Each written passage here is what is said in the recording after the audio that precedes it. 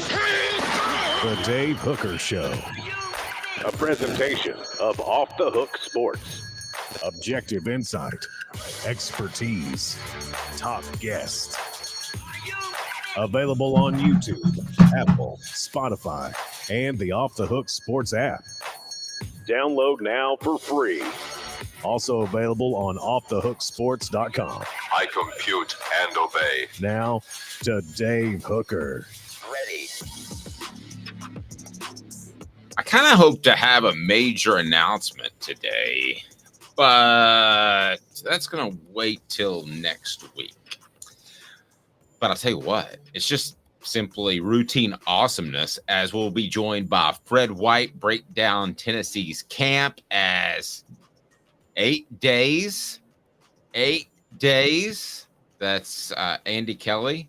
And if you're watching on a Saturday, I guess it'd be 7 or 6. So I'll let you do that thinking for yourself as far as popular jersey numbers. How excited are you? This is the last weekend you won't have Tennessee football, and you do have some football. So we're going to have some picks, and we've got a lot to get to. David said this needs to be a 3-hour show. Love it.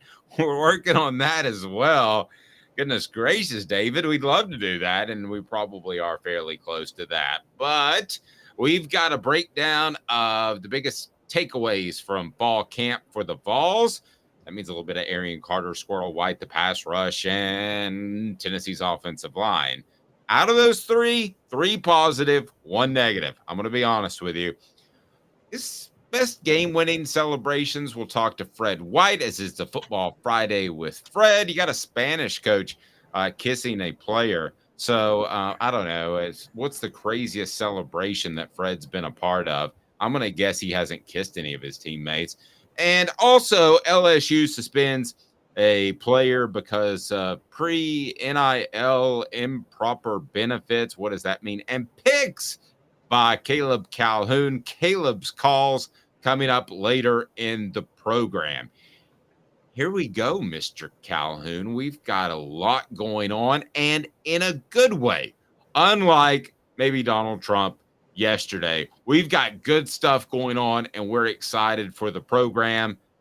It's hard to believe you prepare for it, you get ready for it, and a week from today it'll be even more like that. But it just seems as if it takes so long to get to football season.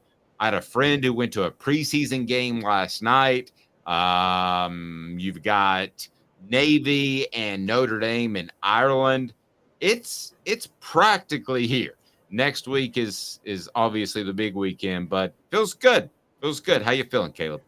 Well, I was feeling great, but then I saw a video yesterday that my Titans drafted a quarterback in Will Levis who puts mayonnaise in his coffee. And you just saw that yesterday? I didn't know he did that. Yeah. Apparently you didn't hear that? Was from I think SEC Media Days, maybe 2021. Yeah. No. He does that. He loves it. Loves a little mayonnaise in the coffee. I'm the one that I don't think that's as crazy as you might think, because you're just talking about fat and cream that you add to coffee. So if you like cream, I was the only person that didn't think that was as insane. It doesn't mean I have my coffee here. It doesn't mean there's mayonnaise in it, nor mustard, nor ketchup, nor anything else. But I didn't find it as crazy insane as most people did, because most people just absolutely flew off the chain when that came out. That was a big thing. I'm surprised you hadn't heard that. Totally missed it. Totally missed it. And yeah, I'm even madder now. Okay, Malik Wilson. All right, I'm already more upset that we have Will Levis as our quarterback. It was already bad enough, and now he puts mayonnaise in his coffee. All right, there we go. We're going to lead it off with I think the biggest question heading into game week, and that deals with Tennessee's quarterback situation. And no, I am not going to refer to Nico. Oh, Nico.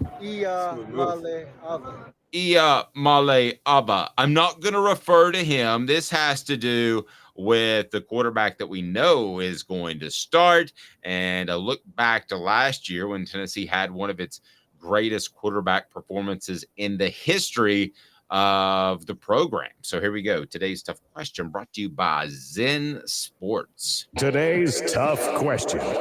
Take a side. Take a stand. The Dave Hooker Show, a presentation of offthehooksports.com.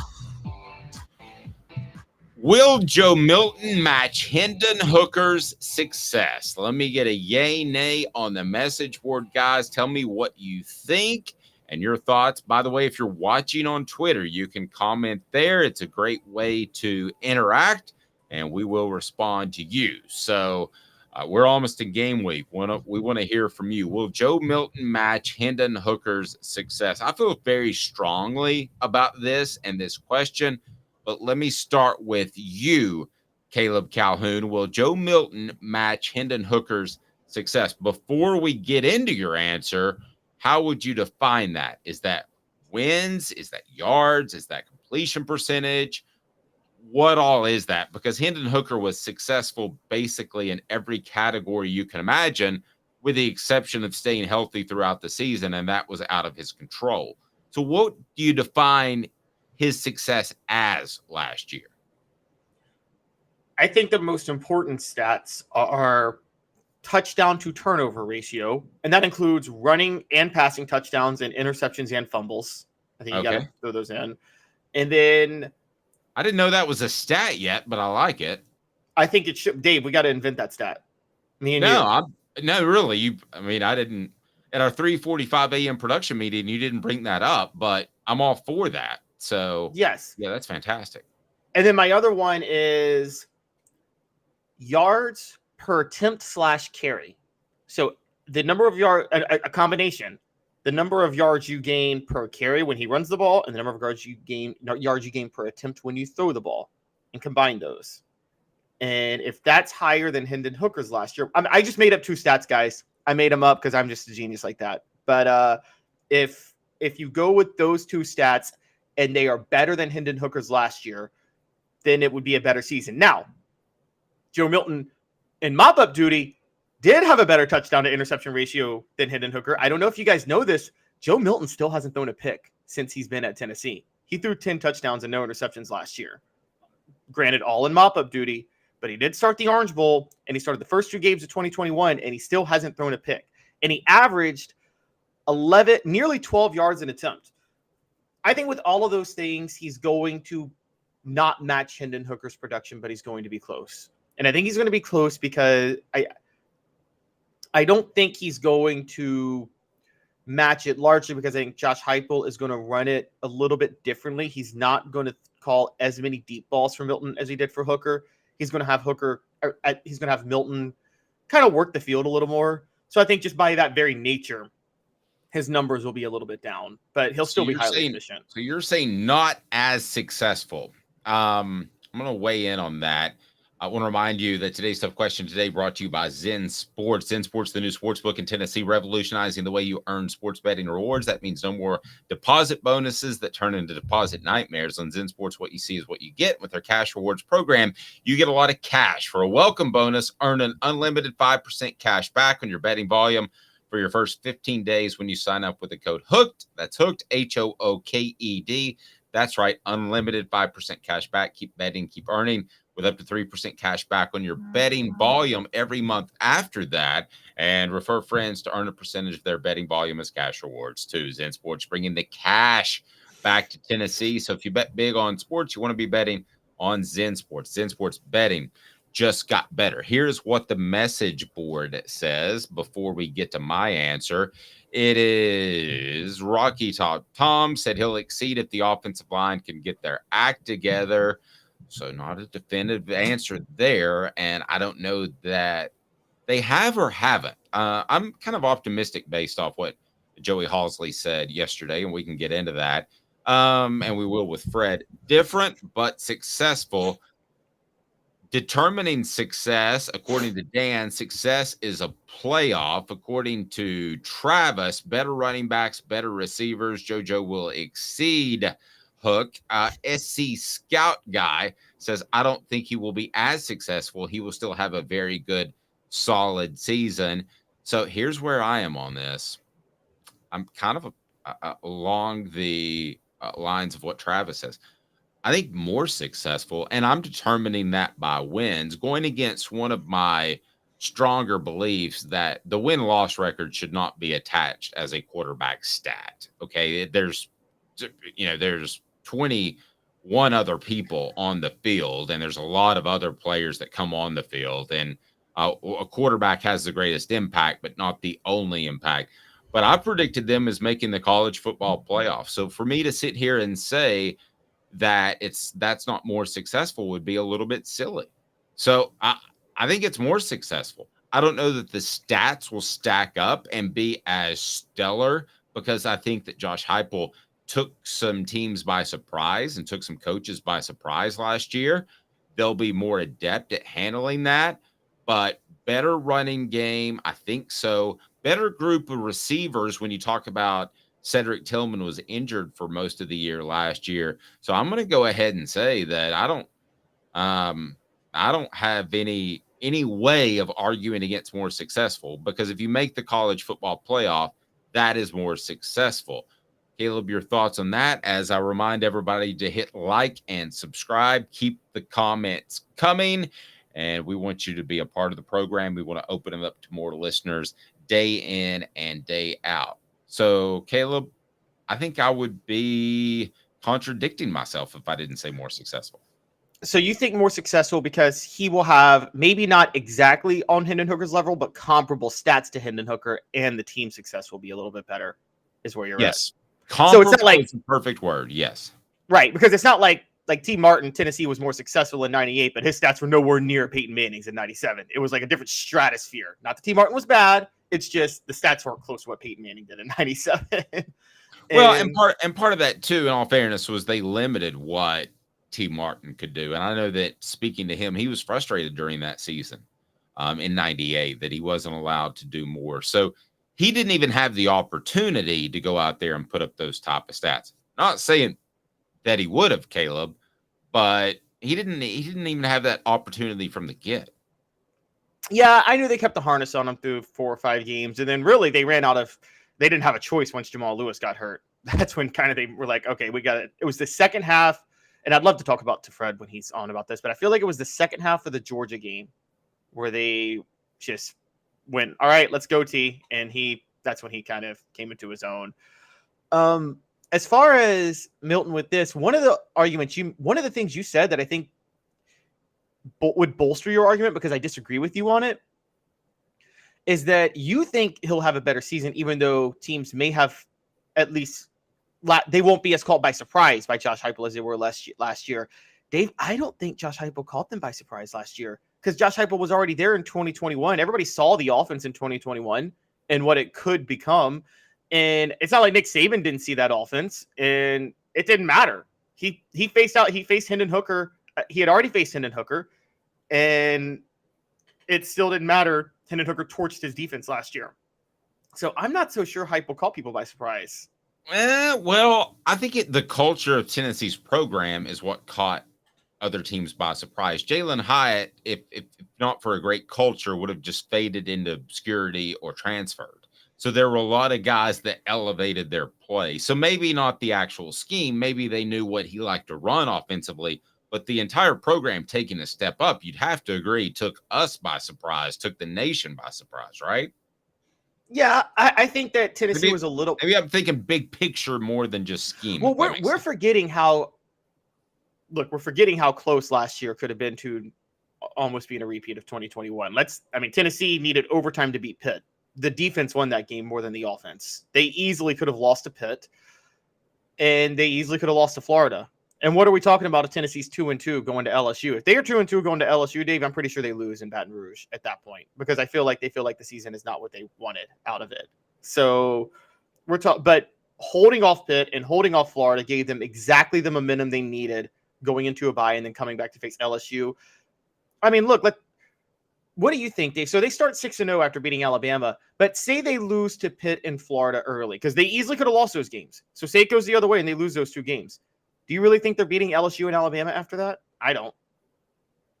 No, Fair point. The Pitt game was more of a turnaround game than we give it credit for. We want to look at SEC games and we look at it in retrospect and say, well, they could have lost to Pitt and still been in the running for the SEC championship.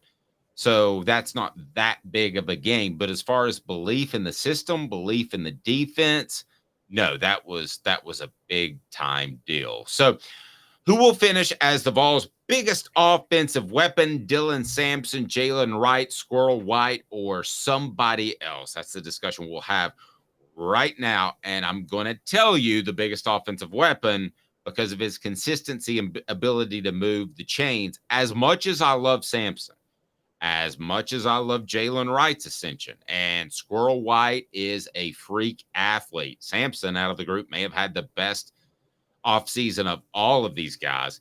It's Brew McCoy. He's going to provide some big plays. He's going to be able to move the chain. As far as Jalen Wright, he's going to have to share carries with Jabari Small and Dylan Sampson. So we'll reference Sampson as well. Squirrel White is going to provide more explosive plays. The guy that is going to make this thing go, because he's going to be able to get jump balls. He's going to be able to create separation, even though he's not the fastest guy in the world. He's big, strong. He's going to get away with some pushes. It's Brew McCoy. He's Tennessee's biggest offensive weapon, and we haven't said his name enough in the offseason. I've thought it all along. It's kind of like a combination of an explosive receiver and a tight end that can move the chains. Think of him like that, because he's going to be impossible for a lot of cornerbacks to cover because he's so big and physical.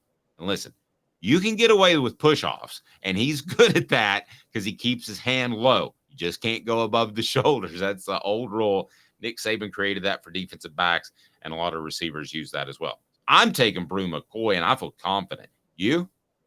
To quote a man who apparently has the body type of a wide receiver, wrong. It's Squirrel White. And it's Squirrel White because of the chemistry he and Joe Milton had last year. I don't know if you noticed, but Squirrel White's the one guy in this in the country that can catch a Joe Milton overthrow.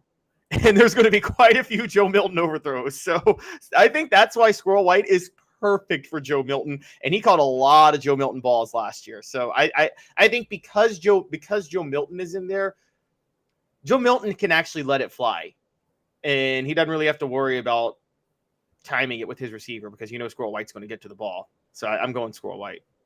Now, when we talked about a lot, Zachary mentions him. Dante Thornton is going to be a beast. Zachary, I would have said absolutely you're right 2 months ago, but I've heard so much talk on and off the record about Squirrel, and I think there's a reason they rested Jacob Warren throughout some of preseason camp. They didn't push him. That makes me think, even though we talked about they may go to 4 wide more often, I don't think that's going to be the case. So, Zachary, you could prove to be right, but it feels like to me that Dante Thornton is kind of on that second level of projected playmakers, Caleb. I know you were high on Thornton too. So what is your take? Does it not have that feel a little bit? It does. And I go by potential, but we talked a lot about Addison Nichols and Gerald Mincey, and I got to be critical of Thornton. If he's not in the rotation this year, it's a big indictment on him because he's got the build and the athleticism to be and playing in this system to be, and I said this last December, to be Kevin Durant joining Golden State in the NBA. That's what I thought this was like. And if he doesn't emerge like that, it's a major indictment against him. I gotta be honest. Okay. And that could it be 50% indictment on him and 50% that Tennessee's receivers are just so darn good? They are, but if he was able to get into that rotation, they would go 4 wide more because that way Warren can take drives off and they don't have to worry about tight ends, but they're not doing that, is what you said. It seems like they're very committed to Warren staying on the field, at least most of the time at tight end. They were really trying to keep him healthy in spring practice. In fall camp. So that's kind of a concern. Now, maybe we're reading way too much into this. I mean, again, this could be just one of those because Brew McCoy and Ramel Keaton will be gone next year, so Thornton will be in there at that point. And Thornton and Squirrel together starting, that's just going to be crazy. But so that's highly possible. But I don't know. There just seems to be a little bit of there seems to be something concerning about the fact that Thornton hasn't really taken one of those jobs, because he's got a better build than anybody at receiver. Well, and the thing that guys like Mike Matthews, for instance, the 5-star committed wide receiver prospect, they don't want to hear this, but when Tennessee settles on its receivers, unlike its running backs, they play a lot of running backs, but when they settle on their wide receivers, I'm just going to go ahead and tell you that those are the guys that are going to play primarily. Off the top of your head, who was Tennessee's 4th and 5th leading wide receiver last year, or slot receiver? Off the top, I think I can do this. Okay, so we know off the top of our heads, we know Ramel Keaton, Brew, and Jalen Hott were top 3. Yes, but Tillman was 4th because he did start 6 games last year. Right. I was going to give you that. That's why I threw the 5 in there. I think Squirrel was 5th because Squirrel got a lot of yards in garbage time last year. And I think he finished with over 400 yards receiving. But the point being, if he's 5th and that's garbage time, there ain't a lot of dudes that are making plays when it matters outside of the top 3, right? Right, and that's how it should be. I've never understood offensive-minded coaches that want to run like a 5-deep receiver rotation. I've never seen it work well. I mean, everybody talks, and Dave, you were covering at the time. I've talked about this before. Everybody talks what David Cutcliffe did with Eric Ainge. Remember when he took over for Randy Sanders in 2006? I thought the real story was what he did with Robert Meacham. David Cutcliffe said, we're not going to go 5 wide anymore. We're not going to have Chris Hannon, CJ Phaeton, Robert Meacham, Jason Swain, and Brett Smith. No, we're going to have Robert Meacham as the go-to, Jason Swain on the opposite, and Brett Smith in the slot, period, end of story. That's our rotation. Nothing else. That was the first thing Cutcliffe did, and I think that did a lot for Ainge. I think it's a lot better for a quarterback when you shorten your receiver rotation. I 110% agree. Want to address a couple of things on the message board. All the talk about the receivers is driving this is some of you guys crazy. Tennessee's a running football team. I know that sounds insane, but they're going to set it up with the run. And also Travis says, in response to the Thornton talk, maybe Coach Heupel leans a little toward loyalty. He's already proven that a little with Joe. So I can understand that. Dante Thornton, if he makes a couple of mistakes, which everybody's going to in a new system, that can result in an interception with the way you have to read the safety. So I can certainly understand that if that's the case. Coming up next, we're going to be joined by Fred White. His favorite post-game celebration. Did it involve kissing anyone? Because you got a Spanish coach who just laid a smooch on one of his players during the World Cup ceremony. And also the biggest takeaways from fall camp, where Tennessee's offensive line stands. Squirrel White, we're going to talk about him. How big of an impact can he have? And also, I want to get Fred's take on Arian Carter and Tennessee's pass rush, because it's not just one dude anymore like it pretty much was last year with Byron Young. It's bigger than that. We'll be back in 2 minutes. Caleb Calhoun, Dave Hooker, Off the Hook Sports.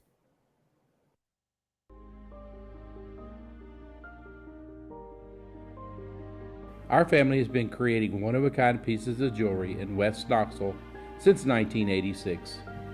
Each piece is a combination of unique processes that bring your idea to life. Every day in our shop, a truly special item with a story all its own is being manufactured in our facility, bringing the history and family sentiment into a whole new generation of life. We are grateful that you chose us to be Knoxville's best jeweler, a title that we value and respect. Because to me, being a jeweler and owning a jewelry store are not the same thing.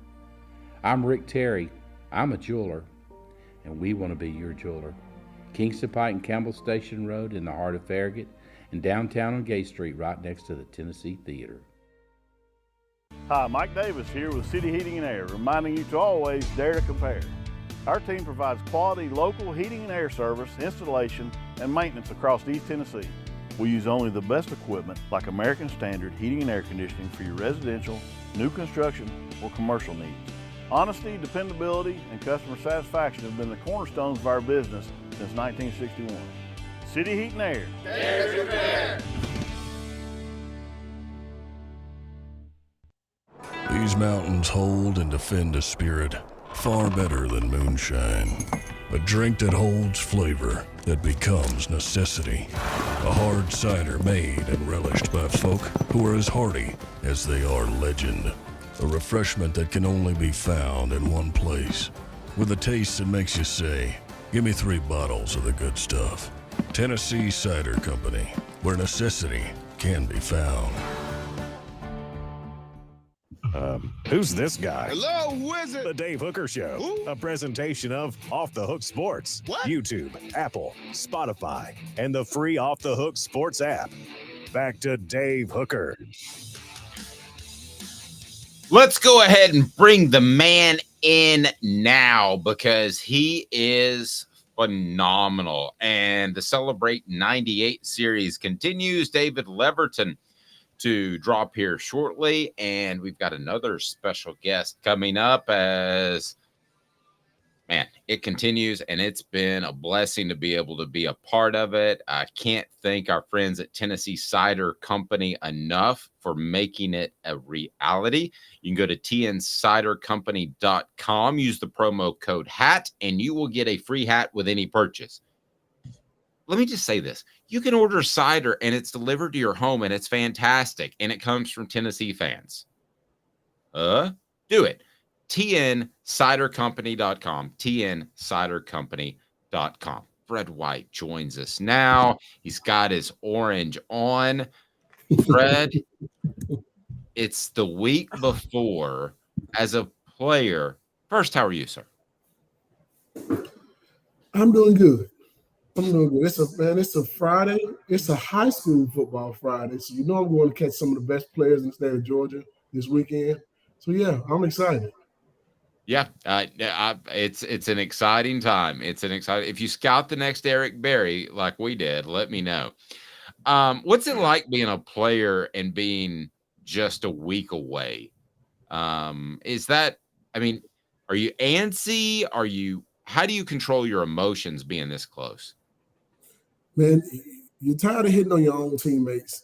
Boy, you cannot wait to see what you can do against somebody else. And I think it's the anticipation of just getting a chance to go out there and just waylay somebody. Because you've hit your teammates in practice, but you haven't really gave them that oomph at the end of it. You know what I mean?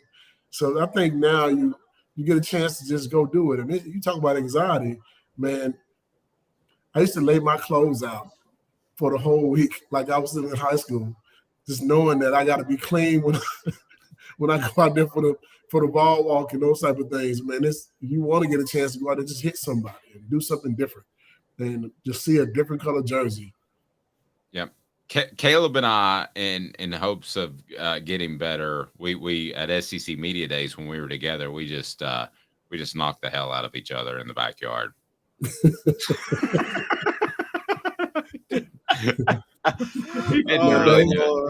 Now, Dave, you get a little bit older now. I want to see you in the hospital.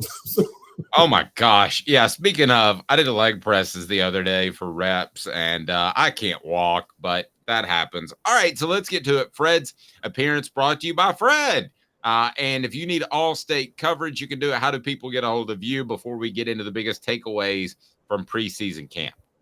They can reach us on any social media platform, Facebook, Instagram, and even X. I can't even say it right. I forget that it's not Twitter anymore. X. But you can just know that when you watch a video on sorry. You can I was say when you watch a video on X, it's X videos now. Oh man. Well, it's just single X, so that's just kissing. First base, I got. Sorry. I'm sorry, Fred. I didn't mean to cut you off, but no second, not even the Skinamax like back in the day, second base. So, but hold on, let me say this real quick. By the way, fans, that was not endorsed by Fred White Allstate, okay? Not that part. Okay.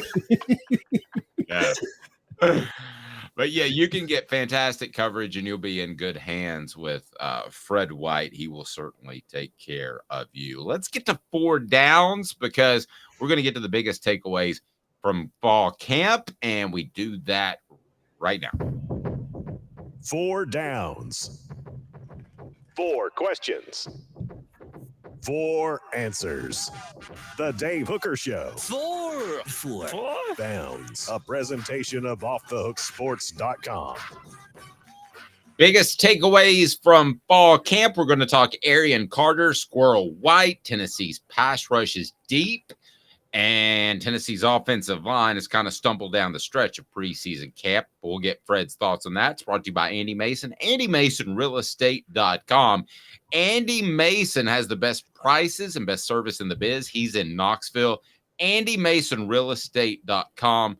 A good person that will take care of you. And when I give an endorsement to somebody, I absolutely mean it. I've known Andy, for goodness gracious, like 30 years and over 40 years of experience right there in his office. So let's get to it. Cooper may be sideline on the field, but he can give us the downs. And I know that centers don't call out the snap, but it's funny. Coop here. First down. Thank you, Coop. Arian Carter. He has had a stellar preseason camp. Tell me what you've heard about him, Fred, and also answer this question. The last time that Tennessee had a dominant, not a very good, but a dominant linebacker was blank by your standards. I've heard a lot of good things about him. I mean, he's a baller. He's a football player for sure. He's a guy who can get it down on the football field. And he's already been looked at as a freshman All-American, and he hasn't touched the football field yet.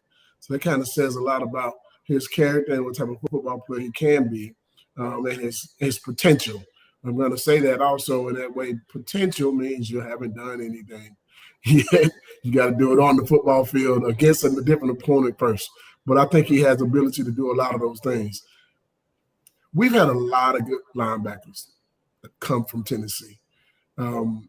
And I don't have to go way far back, but, I mean, you've had an Al Wilson, you have a Randall Thompson, you had Eric Westmoreland. You know I got to name those guys. They're the standard in my opinion. Just Tyrone Hines. You've had a lot of big-name guys. You've also had Gerard Mayo. You also had Kevin Barnett. Over the last few years, though, I see someone say Daniel Batuli. I enjoy watching Daniel Batuli play. I've watched Marvin Mitchell, those guys. I watched a lot of good guys play, but I'm going to go with Gerard Mayo because I think when you say great and dominant, I think he may be the most dominant of the last group of guys that I've seen. Ooh, good one. Good one. Gerard Mayo. Yeah. I can't forget A.J. Johnson. Yeah, absolutely. I think A.J. played very well as well. He did a good job also while he was on the hill. But dominant, that's just dominant. I'm looking at Gerard Mayo. I got you. Let's get to second down, Coop. Cooper Mays here. Hit like and subscribe. Cooper Mays here. Second down. It's Cooper Mays, in case you're curious, Caleb. So, Fred, we were kind of talking and trying to figure out, because it seems like Squirrel White and Joe Milton just have rare chemistry. Is there any receiver that Squirrel White reminds you of, whoever played at Tennessee? Because I'm having trouble thinking of one. I feel like he's unique. I think he's unique also, and I don't like comparing guys. Because I like for guys to be themselves and be who they are and show them what you're going to be yourself. He has a lot of speed, which is good. I think he's a small guy like a Cedric Wilson. Does he run routes like Cedric? No. Does he, he has more speed than Cedric did as well. And you look at the other guys that have come through in Tennessee, most of those guys are bigger than him. You go from Meacham to the guy, I can't remember his name right now. He got hurt against Florida. Justin Hunter. And those guys, most of those guys are bigger. You know what I mean? Derek Rogers, a lot of those guys have been bigger. He's one of those guys that's fast and shifty. If you put the ball in his hands, he can get away with it. He can. I could probably say somebody maybe like a LaMarcus Coker, but LaMarcus Coker was a running back. So you look at him and say he fits the mold of a lot of different guys, but I still think he's unique. And what he can do in this offense is going to be unique. I like the Coker thing as far as just a physical specimen. Mm-hmm. That's why we have Fred on. That's why he's awesome. Fred White, Allstate. Tennessee center Cooper Mays here. Third down. All right, so third down before we get to the one maybe negative takeaway from preseason camp, and I don't think it's all that negative. But the pass rush, I believe, this year is going to be deep. Back in the day when you guys were great, it wasn't just one guy that was a great pass rusher. It was 6, 7 guys. And you would rotate those in, and you had defensive tackles that could push. It was 10, 11 guys. And I'm not exaggerating for the younger ones out there that may not remember the late 90s. But having a deep pass rush, how much more challenging is that for an offense when everybody's fresh and everybody rushes the passer just a little bit different? Well, I mean, because you don't have to go 12 plays before you come out or 20 plays before you come out. I mean, you tap and you come out and get a rest. You come back and you're fresh. That means you should be able to go extra hard. You need to give me 110% when you come on the football field. That's one of the things that our rotation when we won the national championship and before that, and even after that, you look at how many guys we can rotate in and out. If you were tired, then come out. Because if you're out there playing tired, you got a fresh guy on the sideline, I'll take that fresh guy over a guy who's tired any day because you have a little bit more push. Now, don't get me wrong. There will be times in the game where I'm going to need my stars out there. For instance, we played against Syracuse in 1998, and I look up and all the starting defensive linemen on the sideline sucking wind. Hey, man, I called a timeout. That's the only time I actually ever called a timeout in the game, but I'm sitting there thinking, no, it's 3rd and 4. I need you guys on the football field. What's going on? So I called a timeout, and I had to go get Darren Walker, Billy Ratliff, and Sean Ellis back in the game. Hey, man, we need you on the field right now. This is important. I think if you look at the teams that – one team has won the national championship the last 2 years, and one of the reasons why they won the national championship they had a good offense. I get that. They had a quarterback who was a 6-year senior, all those type of things. But defensively, the last 2 years, that pass rush, they could interchange anybody. They had a group up front that you can just keep rotating in and out. And if you keep bringing a fresh lineman to an offensive line, play in and play out like that, it takes a toll because they don't get to switch in and out, sub in and out like that on the offensive line. You want those guys to have continuity and be able to play together consistently throughout the football game. However, on the defensive line, I'm bringing a fresh body at you, and I'm bringing my best every play. That's one of the reasons why Georgia won back-to-back championships, in my opinion. And I don't know if they can – I hope they can't continue that trend, and I think that trend is coming our way now. But if you have a defensive line that can rush the passer, it makes your defensive backs better. It makes your linebackers better. Your complete defense is a different defense when you have guys who can pass rush and get to the quarterback. Yep, great stuff. And let's remember, Billy Ratliff wouldn't have been in the game against Arkansas to create that fumble had Jeff Coleman not come over and said, hey, I need a break. And Ratliff ran out there, and we saw what happened as Houston Nutt acted like an idiot, and Clint Sterner couldn't hold on to the ball because he got nailed by Billy Ratliff.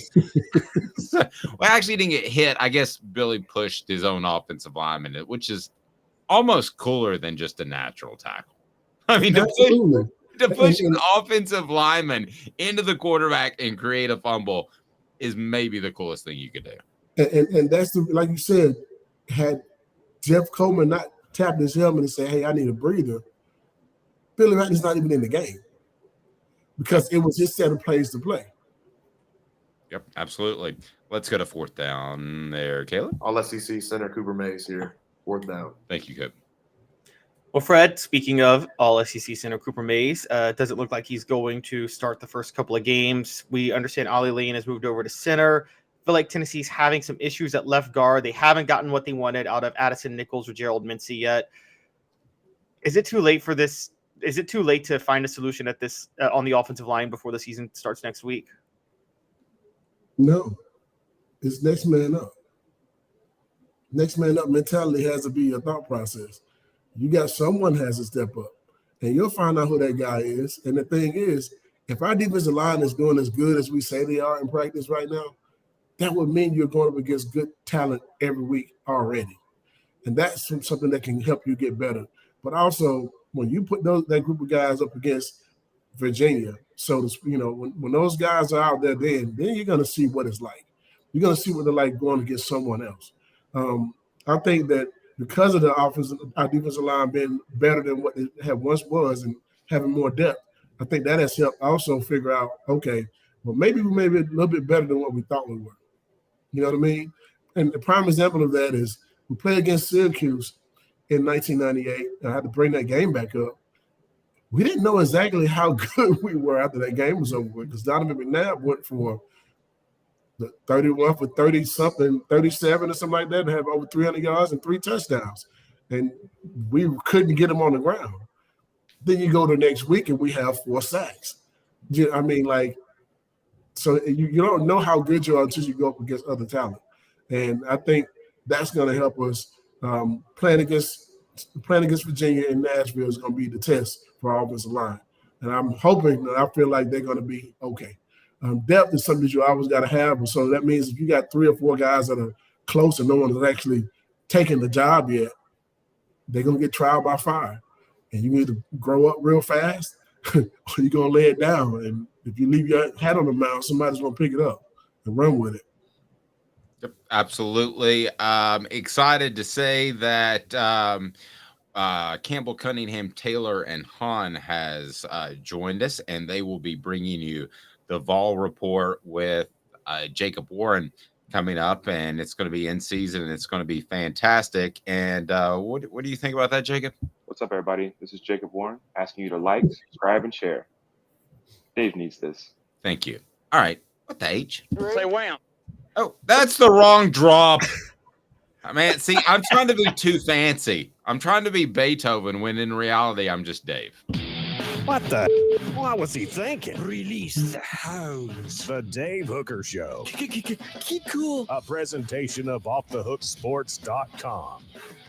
So you got this Spanish soccer coach kissing a player after the but it's a male coach and a female player. What's the craziest celebration that you can tell us about that you've been a part of? Or what's the one post-game celebration you remember the most? Because like the Fiesta Bowl, for instance, I don't know what that was like after the game, but you may have had to hop on a plane. Some of the other great games that you won, you may have had to hop on a plane. But did you ever kiss a teammate after the game? Absolutely not. Why would you even ask me something like that? So what's the best celebration? And first of all, if you're on our YouTube channel, it didn't look anything like this. There we go. It wasn't that.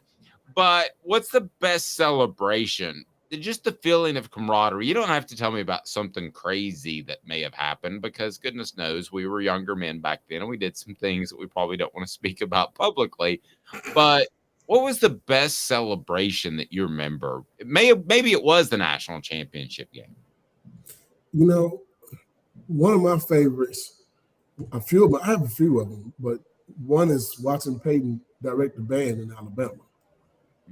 That was awesome. Because it had never happened before, and it was kind of impromptu, just kind of happened. You know what I mean? And now it's become like a staple of something that if you may have a big win, that's what you go and do as a quarterback now. So I think that was major. And just for it to be done in Alabama was awesome. You know, that was amazing. The other thing is we always sung in the locker room after the games. And, you know, we don't give a damn about the whole state of Florida or Alabama or South Carolina. It used to be hard for me to say Georgia because I was from Georgia, but those were things that were fun. But I remember a celebration that we were singing the song during the game as we were beating the crap out of Alabama. And we owned Alabama. And that we sang their song to them on the football field every time the play was made. We own Alabama. So we were celebrating on the football field. Just wanted to know that we never lost to y'all, and we're leaving this thing 5-0. for the guys who were redshirted and 4-0 for the guys who came in and played as freshmen. So that was some of the best celebrations I've ever had on the football field. Outside of the football field, we'll just leave those where they are.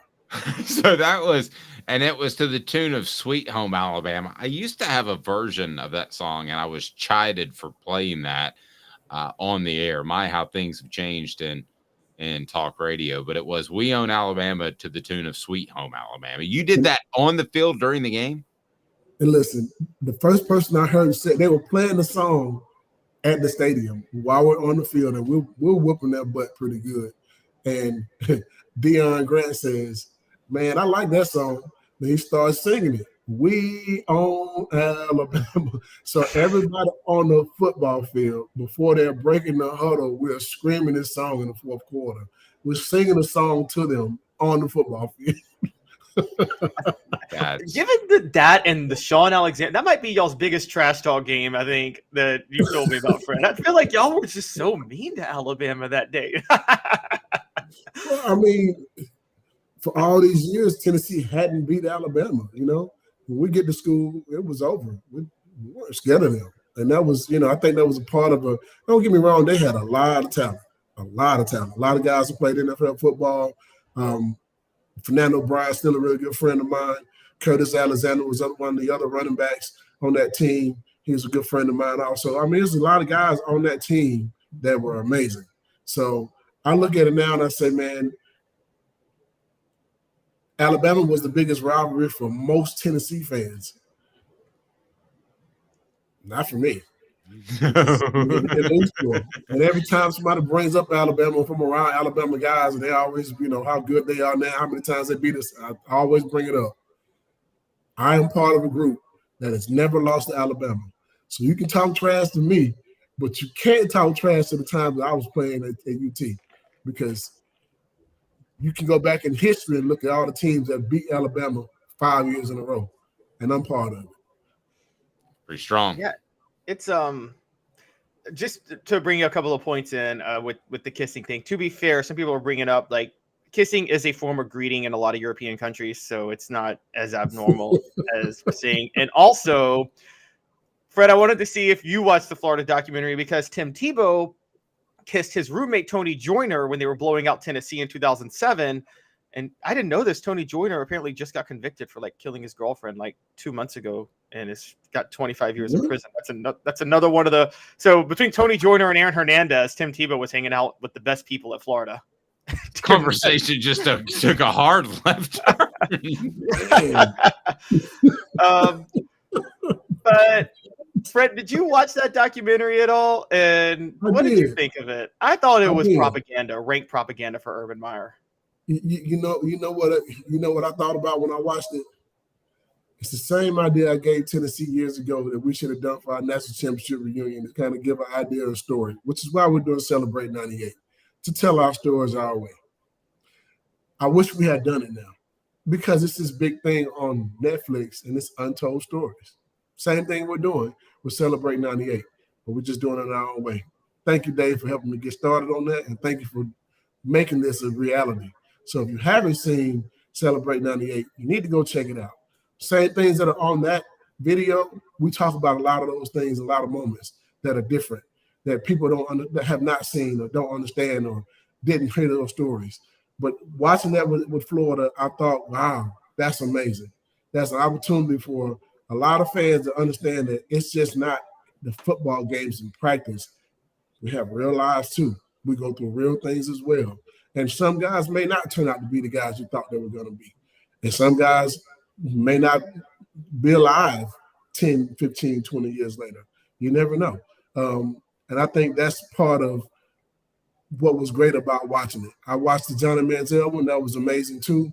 But this one, I watched how all those things they went through, talking about how the workouts were, how tough they were. And it brought me back to what we went through at Tennessee. It let me see what it was really like. And some fans will look at it now and be like, man, that was a little bit harsh. That was the way football was back then. That's how you got better. That's how you pushed to the next level and those type of things. So, I mean, even though it was the University of Florida, it showed what college football was like back when we played. So and those guys played after me, so I can relate to a lot of the things that happened and one of the guys, I heard him say something about, they got to the point where he got tired of hearing Tim Tebow's name. Tim Tebow against Florida, Tim Tebow against Tennessee. We went through the same things. We had Peyton Manning. Yep. You know, I mean, so some of those same things, though, it was a direct correlation. We had the same type of situations on our own team. We had Peyton Manning. We had people everywhere we went wanted autographs and take pictures and those type of things. It was like watching our version through Florida. Yeah, and pardon me, for those that haven't seen it, the one thing that stood out to me, and I did think it was a little bit, it didn't dig deep enough. That was my problem with it. But the one thing it brought out that I'd never seen before, and I've been around a lot of football practices, and was the drill in which basically one guy gets on top of another, like wrestling, if you think about not professional wrestling, but you think about real wrestling, and he gets on top of another guy. And the only drill was the guy on the bottom has to try to crawl somewhere, and the guy on the top has to stop him from crawling somewhere. As simplistic as it gets, all about toughness, desire. That's what it was. You all had to have a version of that drill. What was the one drill that challenged you the most and that you think made people tougher in that time? I think of the Tennessee drill. Maybe that's it, but maybe there's something else behind closed doors I didn't know about. I'm going to say the Tennessee drill. It was a Tennessee drill.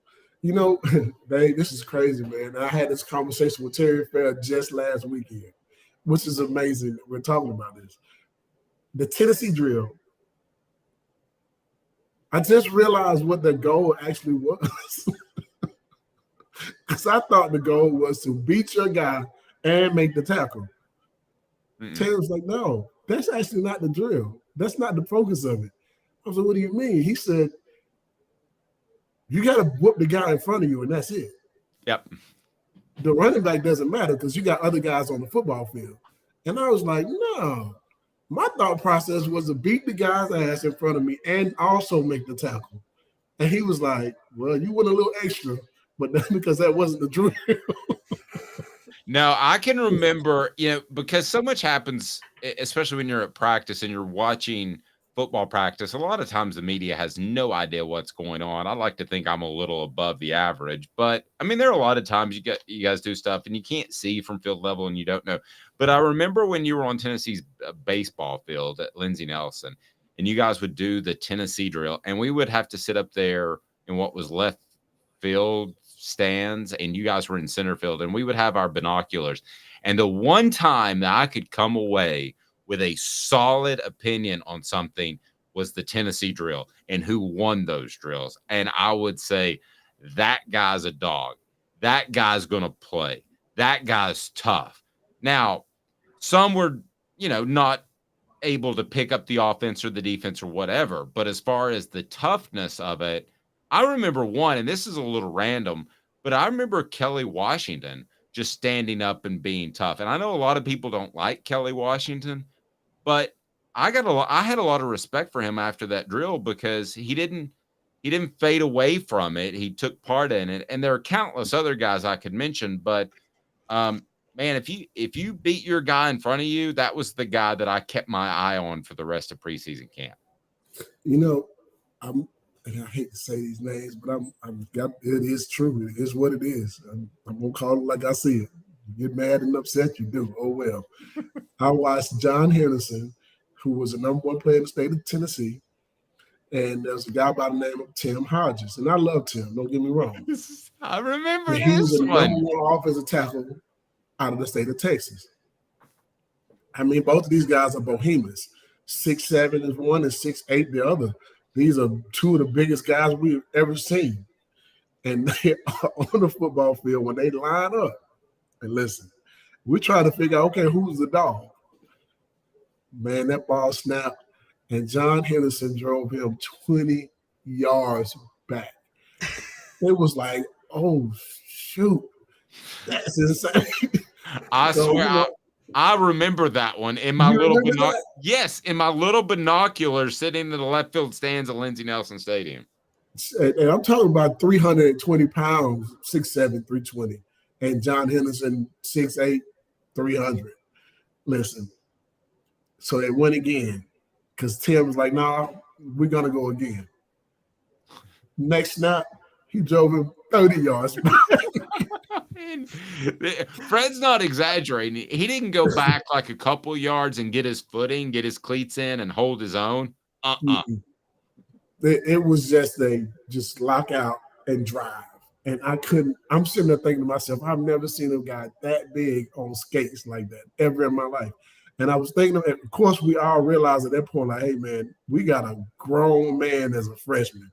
Problem was he was a Prop 48. He couldn't play that year. Yeah. When John Henderson is able to play in 1999, hey, man, we were already dominant in foot, on the defensive line anyway. But had he been able to play with us that year, ooh, Lord. Yeah. And I would also say this. I came away from that thinking so much for wondering if he can get low. Because that was the thing of being 6'7", 6'8". Can he get low? And I came away from that saying that's not a problem. His bend's fine. I will say this too. It took him a while to get on the football field after that because 99 he was able to play, but it wasn't playing much because we had a good defensive line. You got guys like, and some of these names some people may not even remember, but of course, Darren Walker, Billy Ratliff, Jeff Coleman, Ron Green was one of the strongest guys on the football team. Ron Green did a really good job of beating the double team and those type of things. Sean Ellis, Corey Terry. Man, Fred Weary started out as a defensive lineman. Mm-hmm. And Fred Weary used to beat the double team and split the double team on a regular basis. He could have been an all-American defensive lineman, but he was really good on the offensive line as well. So I think that made it to the NFL and got drafted. So I think he made the right decision. But those guys were amazing up front. And all those guys were wrestlers, by the way, except for John Henderson didn't wrestle. But, yeah, one of the reasons why he didn't get on the field in 1999 as much was because he was still playing with a higher pad level. But I think that changed in 2000, and you saw what type of season he had. I tell you what, if I had a son that wanted to play football and he doesn't, he wants to make movies. But wrestling would be the thing that I would encourage him to do. Who was help me with this, Caleb? Who was the very, very, very good center? I'm having a brain freeze that played for the Packers for years. Scott Wells. Yeah, Scott Wells. He was a center, and he knew leverage. And he was also very talented, but he knew leverage. Caleb, close us out. Anything else, sir? Fred, it's funny you're telling the John Henderson story because I know 99, your last year was the year that was Albert Haynesworth's freshman year too, and obviously 2001 when everybody's watching John Henderson and Albert Haynesworth in the middle of defensive tackle, and I think to this day people are like, "Wow, you had those two guys starting in the middle at defensive tackle in college on a team." I know you say you saw it in Henderson. Did y'all see it in Haynesworth too, or was that after you left before he kind of came into his own? Oh, we saw it. We saw it for sure. Talented, very talented. I think John Henderson was probably more brute strength and straight ahead guy. I think Albert Haynesworth was a guy who had all the moves to be 6'6", 300-something pounds. He was something you didn't see. You didn't see guys that big move that fast. I remember watching the University of Georgia had Richard Seymour and Marcus Stroud.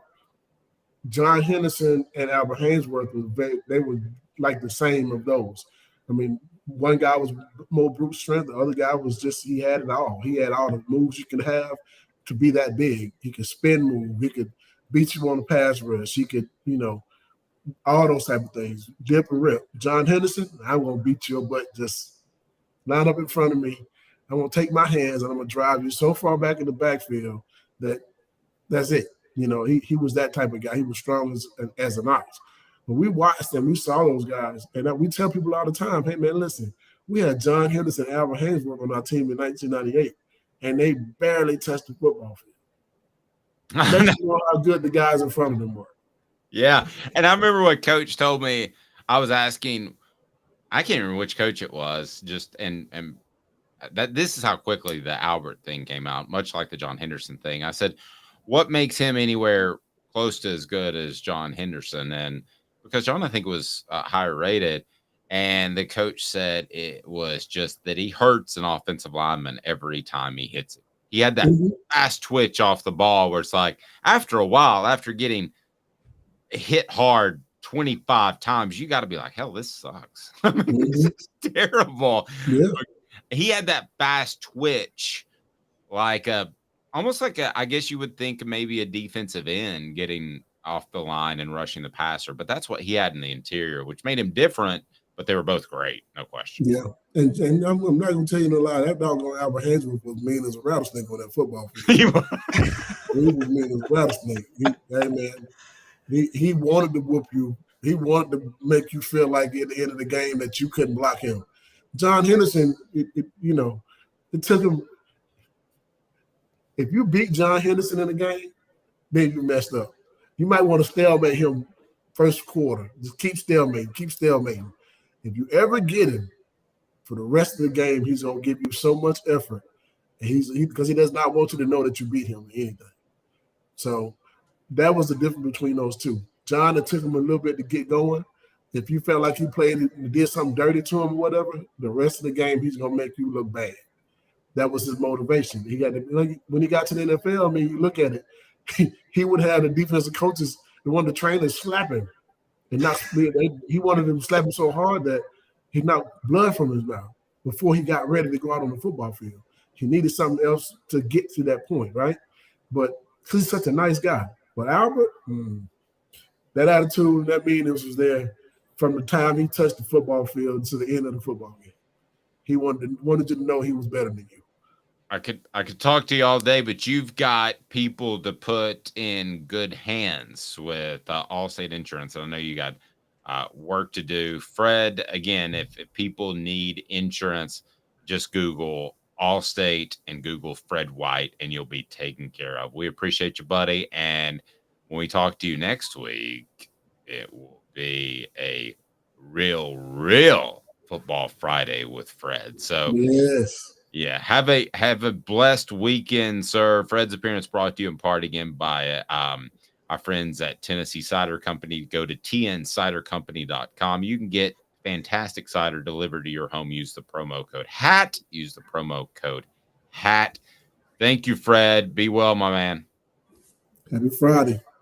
Go Vols. There we go. He is Fred White. No one better in the history of former Vols being on broadcast. It's not even close. He's so good. All right. So coming up, a pretty good SEC team has decided that they should suspend a player with improper benefits from NIL. Why this is something to keep an eye on, why this will affect week 1, and why all coaches in the SEC, including Josh Heupel, should keep an eye on this, because there are all kinds of areas in which with NIL, there could be malfeasance. Big word, short break. Caleb Calhoun, Dave Hooker, Off the Hook Sports.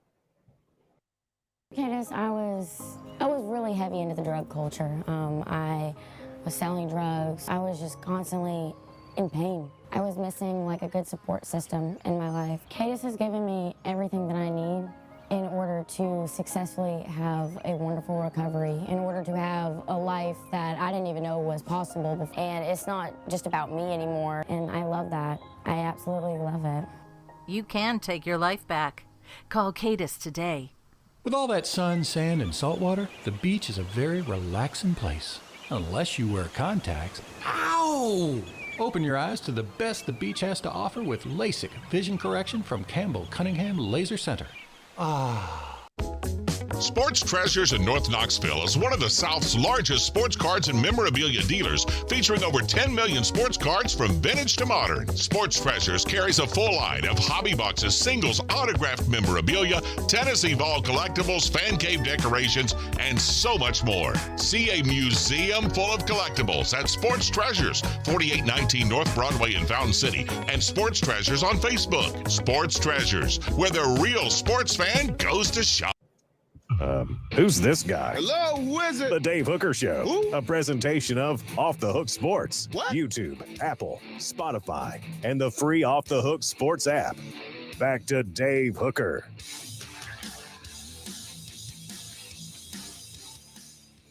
I call this the Florida tradition, and that is a player being suspended for the opening game.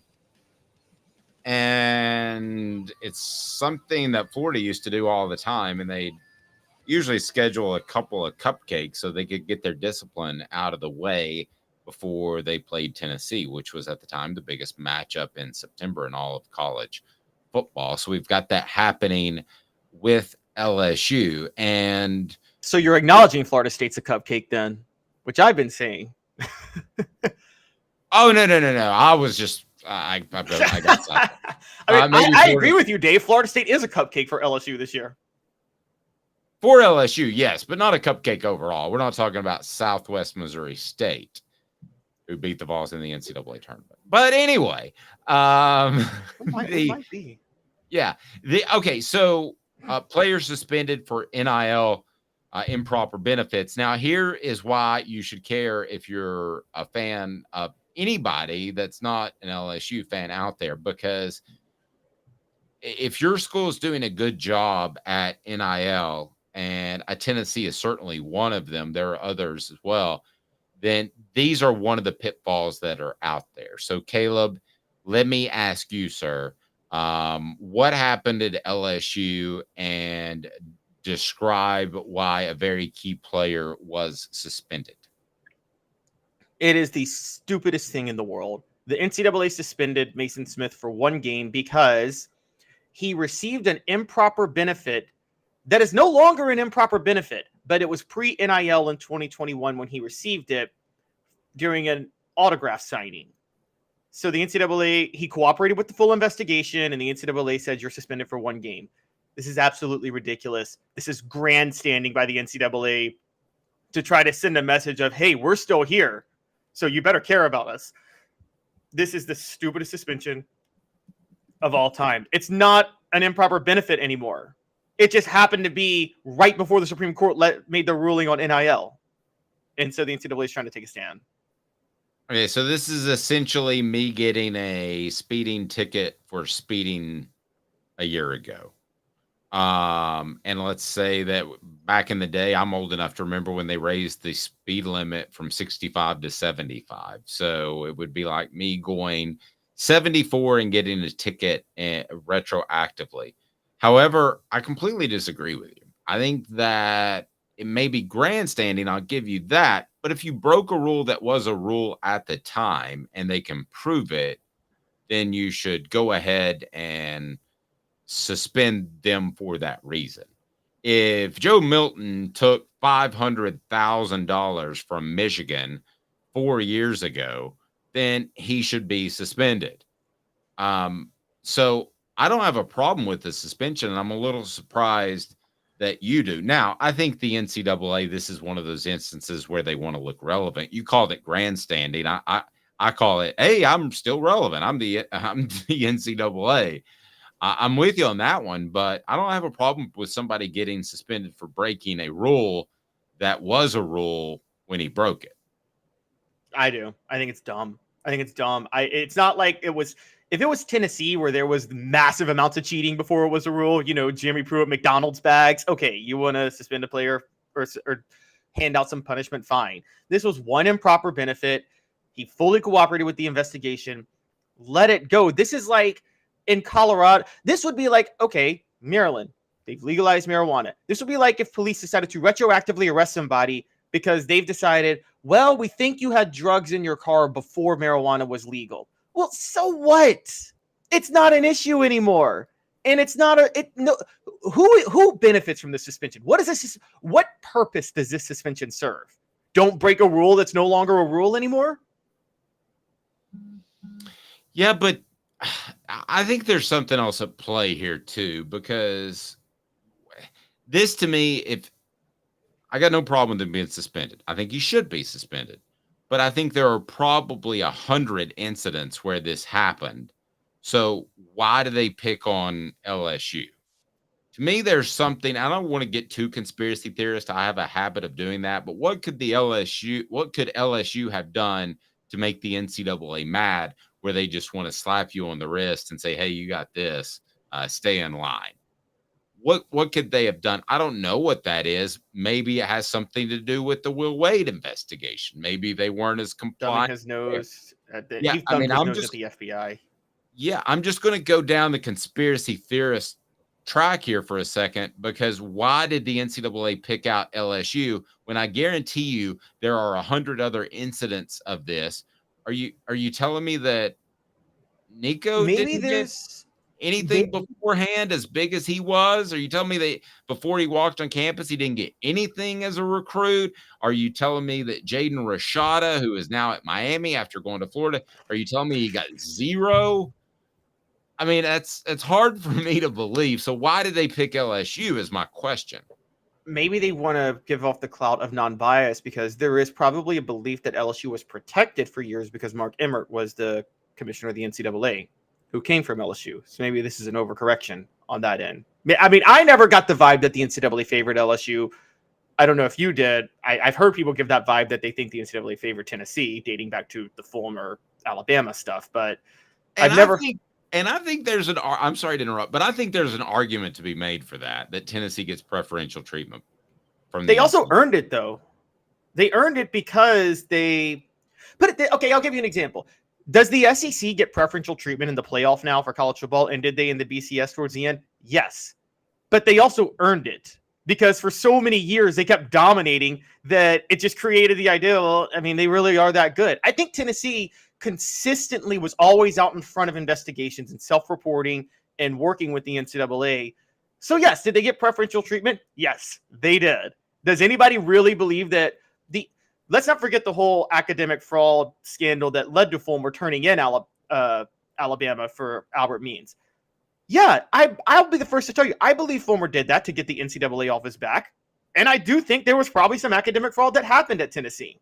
But I also think Alabama was a bigger fish with what they were doing. And I think Tennessee has bought goodwill with the NCAA over the last 30, 40 years for themselves. Okay, so, but that's not the way it should be. That may be the way humans work, but I use speeding a lot because I don't speed, and Caleb Calhoun has a very heavy right foot. So,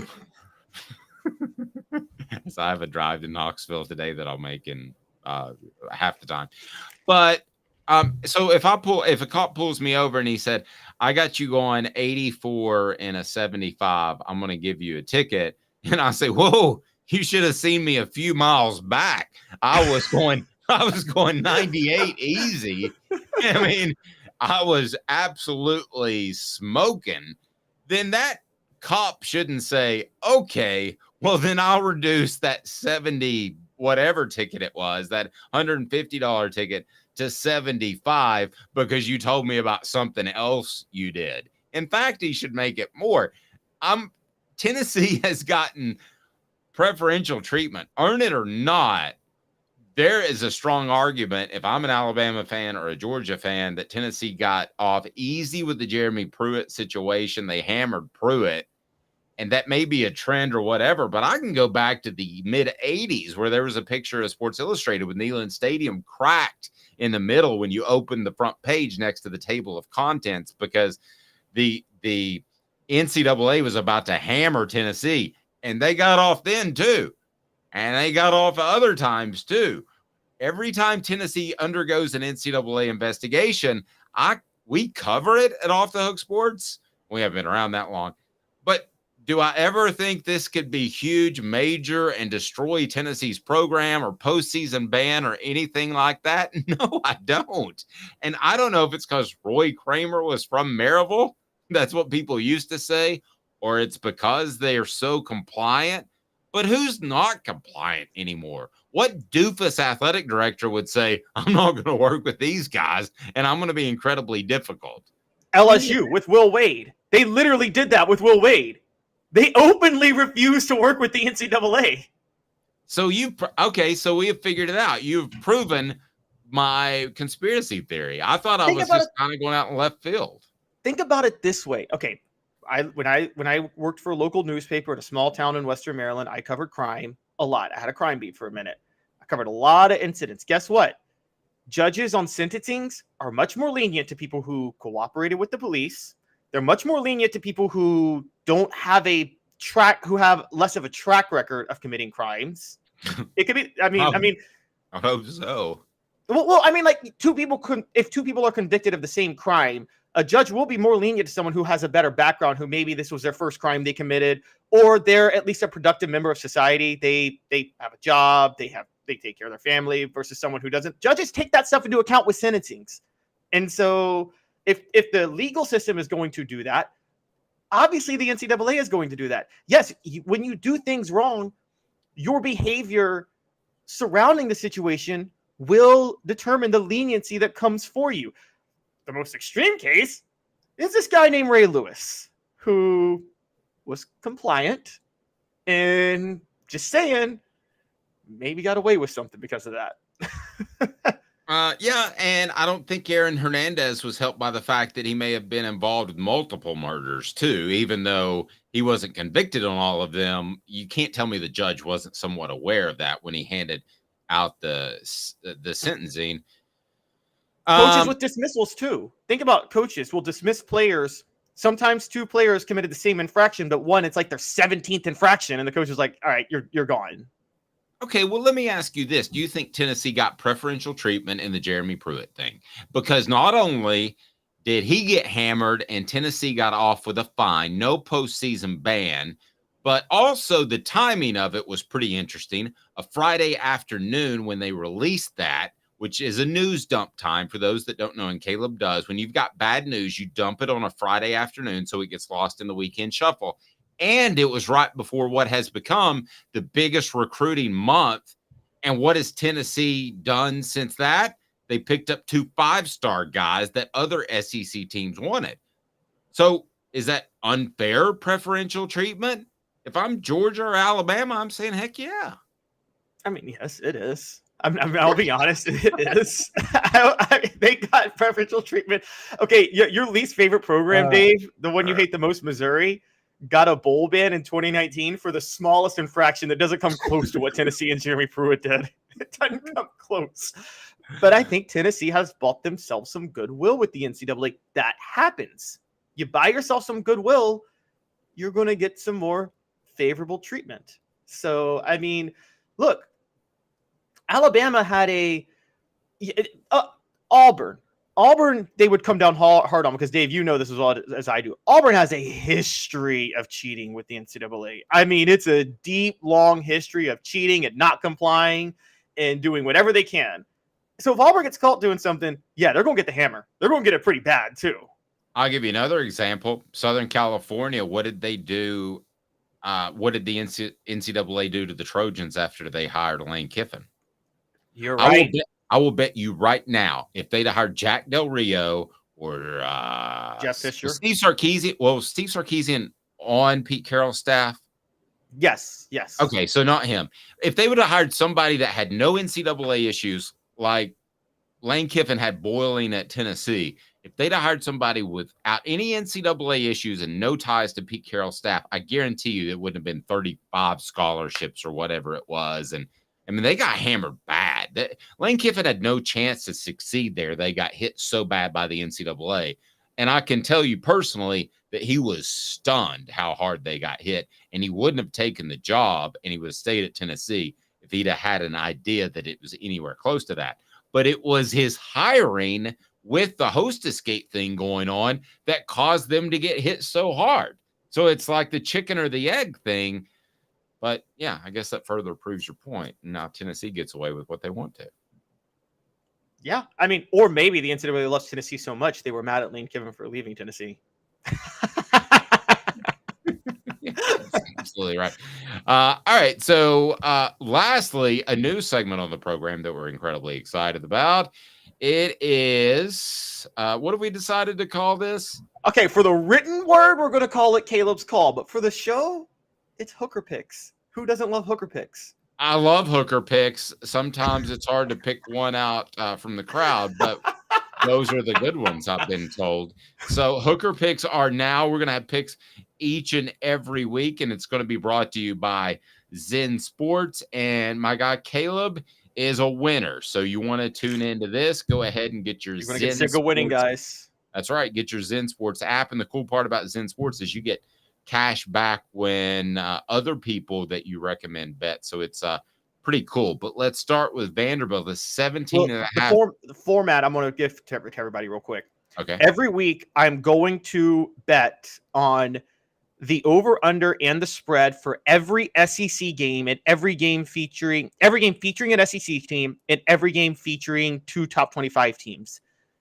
And then I might add a couple of games if I love the spread, and I'll tell you, like, that's my bet of the week. So that's how we're going to do this. Travis says Hooker picks are proof. Burn them. It's absolutely right. If a Hooker's involved other than me or Hendon, you don't want to be taking pictures. You don't want any recording devices around. Do you remember before we get going, do you remember, because we're going to talk about Notre Dame, funny enough, do you remember the Notre Dame scandal where like 3 players, it was a Charlie Weiss here, all got arrested one night for like picking up hookers or prostitutes? And I thought, you could have any girls. Why are you picking up prostitutes? And then I remember one of them in an interview later was like, guys, we weren't paying for the sex. We were paying because we knew they weren't going to call us back. Well, yeah. And the old saying is you're not paying a hooker to do what hookers do. You're paying a hooker to leave. Right. Anyway, so, and by the way, if anybody ever needed a number for an escort, it's probably Charlie Weiss. So I can imagine where they got that number, because you talk about the most unattractive man that I've ever seen. That's probably the guy. All right. That guy from top to bottom ain't good looking. All right. So what do we got? Who are our picks for this week? All right. So the only SEC game that which I am legally obligated to bet on SEC games based on our show is Vanderbilt and Hawaii. Now the spread is 17.5 points. Over under is 56. Dave, I don't know if you want to hang hour. That's crazy. But I can do that. So is this whether or not I agree? Whether or not you agree. So I'll start with the spread. I think Vanderbilt covers 17.5. Hey now. I got you. I'm with that. Yes, and for those who question, Vanderbilt beat Hawaii 63-10 on the road last year. It's at home this year. Vanderbilt returns everybody on offense. I think they're going to blow them out again. Right. The over/under, I'm going over 56.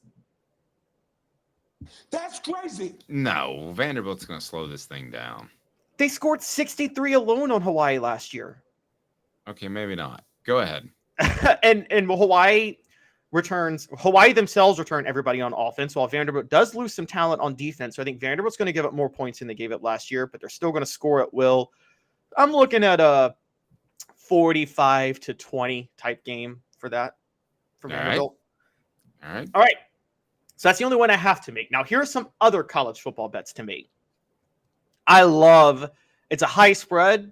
I still love USC 30.5 versus San Jose State. I think they cover that. I think you want to come out of the chute and look really good. And if Tennessee had a lower level opponent, Virginia's not great, but I think that Josh Heupel would want to set that tone for recruiting. And I think that Southern California will keep those starters in just a little bit longer. So I'll give you a big Hey now. yes, I agree with that. They'll score 60 points in this game. Yeah, I'm with you on that too. All right, bet of the week, guys. Bet of the week. I'm all in on this. I am all in. Navy plus 20.5 Notre Dame. Notre Dame does not cover that 20.5 spread against Navy. Doesn't happen. Hey now. You're absolutely right. Marcus Freeman was a terrible hire as a coach. I'm sticking by that. This is year number 2 for him. He's a player's coach. It's going to start to slide downhill, and he's a player's coach. And I heard him on the Dan Patrick show, and he was asked, do you know, Dan Patrick asked him just flippantly, he said, do you know the names of all your players? And he said, of course I do. So he goes, okay, who's number 53? And he goes, oh, 53. And he paused. Okay. And he goes, that's Murph. And Dan Patrick goes, what's his full name? He goes, oh, we just call him Murph. He could not remember his name, Caleb. And and he bragged about how he still benches 315 or 330 perhaps. Listen, I go to the gym. You don't hear me bragging about what I'm benching because I'm old enough and secure enough in my manhood that I know that that's not the best thing for your joints once you get past the age of 25. So he's still trying to hit it with the young guys. He's trying to be cool. It's going to be a disaster. Don't be surprised if Navy upsets Notre Dame. I wouldn't be surprised either. What's the money line on that? Because that may be my first bet on Zen Sports. Download the app, guys. Do me a favor. Use the promo code Hooked. Okay, Notre Dame Navy. Okay, it's Navy plus 850, or it's plus 851.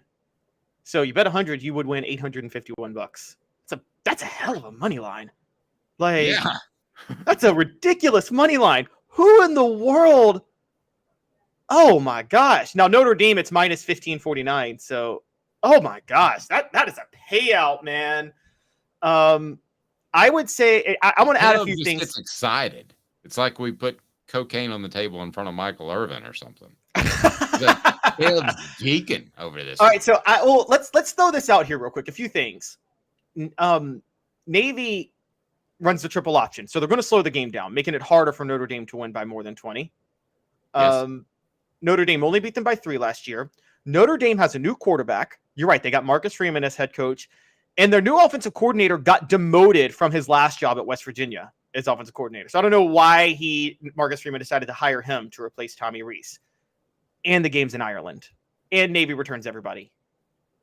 And so I'm so all in. Navy covers that 20.5 spread. One last over under, Dave, before we go. I want to know. I want to set it. Ready?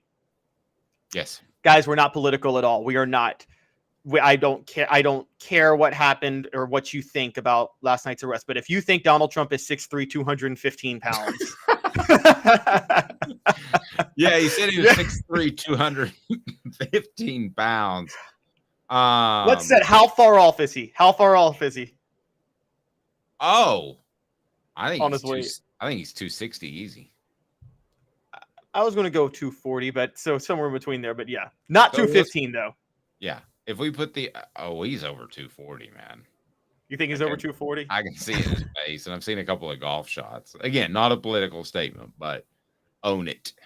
What if he just went in there and said, "I'm 6'3", 315"? You know why? Because I'm huge. He's Caleb Calhoun. I'm Dave Hooker. Have a fantastic day, everyone. Yes, he's the same size as Derrick Henry. The message board says he's not. All right, have a fantastic weekend watching football, and know that we'll have you covered. If you haven't set the notifications on yet, do so, because we'll have Jacob Warren and Cooper Mays on Sunday to preview the Cavs. That'll be your first preview of them. I always think basketball when I say the Cavs, but the Virginia Cavaliers on the slate. So great preview of them. We will have a huge week of John Adams, Josh Ward, Fred White next week. So I'll teach John Adams about some other rap songs about certain drugs, street names for drugs that he doesn't know about. Can't wait for that. Yes. That MDNA got you feeling like a champion. The city that sleeps better slip you an Ambien. Jay-Z. He's Caleb Calhoun. I'm Dave Hooker. Have a fantastic weekend. We appreciate all that you've done. We're so excited about this season, and a little bit more buttoned up than year one, when, quite frankly, I didn't know what the H I was doing. So he's Caleb Calhoun. I'm Dave Hooker. Thanks for being a part of the family. And this has been a presentation of Off the Hook Sports.